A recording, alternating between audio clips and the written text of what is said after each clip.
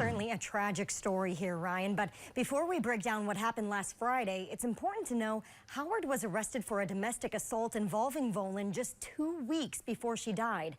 In that case, a judge ordered Howard not to have any more contact with Volin, an order that was still in effect at the time of her death. Now, here's what police say happened on the night Volin was killed.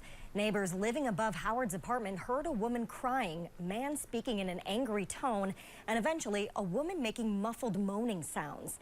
Then the neighbors say there was a period of silence before the TV was turned on at a loud volume shortly before 1:40 a.m. Security video apparently shows Howard leave to go to a bar shortly after that.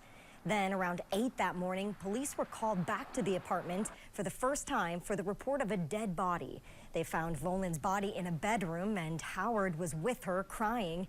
In an interview with police, Howard said he had been with Volin that night and eventually left to go to the bar, something he said Volin was, quote, grumpy about. He claims he came back to find her not breathing. While Howard denied killing Volin, doctors determined her injuries to her eyes and her mouth were consistent with someone who had been smothered. However, the final medical report has not been filed yet.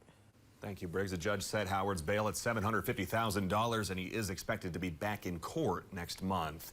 Family and friends have set up a GoFundMe to help pay for Volin's funeral. They described the Duluth native as a bright young lady whose life was taken too soon. They add the Denfeld High School grad had a lot of friends and always looked forward to that next adventure.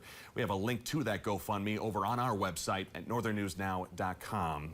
If you or someone you know is dealing with domestic abuse, there are plenty of resources out there. The Center Against Sexual and Domestic Abuse, or CASDA, is located in Superior. There's also PAVSA, or the Program for Aid to Victims of Sexual Assault, here in Duluth. You can also contact the National Domestic Violence Hotline. We have all those numbers listed on your screen here.